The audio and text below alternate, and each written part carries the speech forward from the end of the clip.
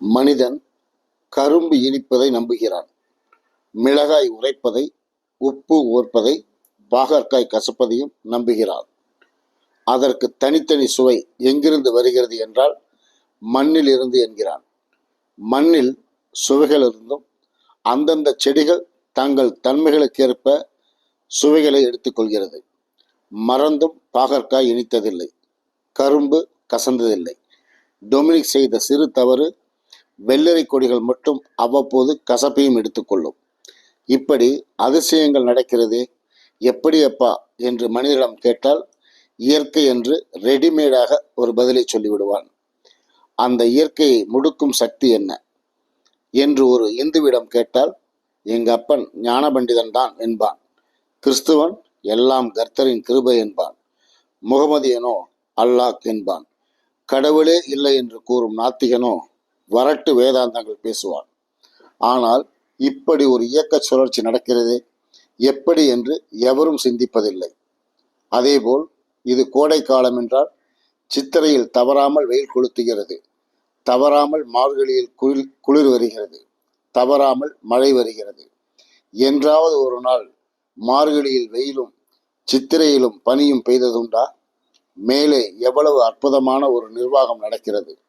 இந்த நிர்வாகி யார் என்று மனிதன் சிந்திக்கிறானா? அவனை பொறுத்தவரை ஒன்று தெய்வம் அல்லது இயற்கை. அதை தாண்ட அவனின் மனது சஞ்சலத்தால் மூடிக்கொள்கிறது. சிற்றின்பத்தால் உடலும் ஒத்துழைக்க மறுக்கிறது. ஒரு முறை பூமியில் நம் நம்பூதிரி போர்டில் அறிந்த விஷயங்களை எல்லாம் மக்களுக்கு கூறி தனக்கென்று ஒரு கூட்டத்தை உருவாக்கி இருந்தான். இதை அறிந்த சாரதீஸ்வரன் என்ற மன்னன் நம்பூதிரியை இழுத்து வந்து சுடுதண்ணியில் முக்கி எடுத்து கடவுளை காட்டுடா என்று கசையால் அடித்தான்.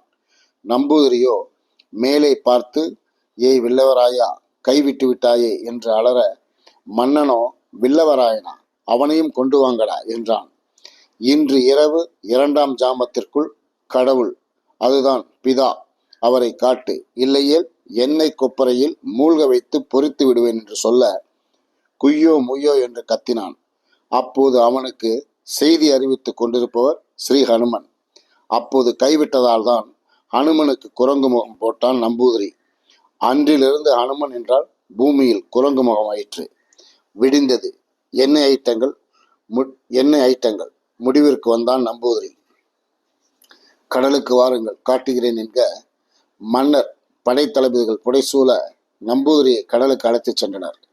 அனைவரும் நம்பூதிரியை பார்க்க என்ன வந்தாலும் சரி என்று மீண்டும் ஒரு முறை ஹனுமனை திட்டிவிட்டு கடலுக்குள் இறங்கினான். மன்னர் எங்கே போகிறாய் என்க, பொறுங்கள், உள்ளேதான் கடவுள் வீடு என்று கூறி கடலுக்குள் மூழ்கினான். சிறு வயதிலிருந்தே யோகா, மூச்சு பயிற்சி, நீரில் மூழ்கியபடியே வெகு தூரம் நீந்தும் பயிற்சி போன்றவற்றை கற்ற நம்பூதிரி வெகு தூரம் உள்ளே நீந்தினான். அப்போது நீரில் மூழ்கி நீந்தும் பழக்கம் யாருக்கும் தெரியாது. தூரத்தில் கரையேறி நம்பூதிரி ஓட ஆரம்பித்தார். அன்று மாலை வரை உட்கார்ந்திருந்த மன்னர் கொப்பரைக்கு பயந்து குளத்தில் செத்துவிட்டான் என்று அனைவரும் அரண்மனை திரும்பினர். ஓடிப்போன நம்பூதிரி பசியால் விட மூர்ச்சையானான். வீரர்கள் அரண்மனையில் போட்டுவிட்டு போயிருக்க மன்னரும் கூட்டமும் அதிர்ந்தனர். இது எப்படி என்று பதறி நம்பூதிரி எழுப்பினார்கள். அவன், காவல் தெய்வம் காளி என்னை இங்கு அழைத்து வந்தாள் என்க. மன்னன் காளி எப்படி இருக்கும் என்க. அன்று ஆரம்பித்தான். 4 தலை, வாயில் பல், வெளியே தொங்கும் நாக்கு, கழுத்தில் மண்டையோட்டு மாலை.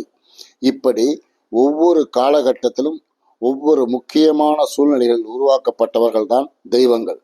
ஆனால் அந்த தெய்வங்கள் மனிதனின் சிந்திக்கும் ஆற்றலை மறைத்து ஆன்மீகத்தை தூக்கி சாப்பிட்டு விட்டதுதான் வேதனை.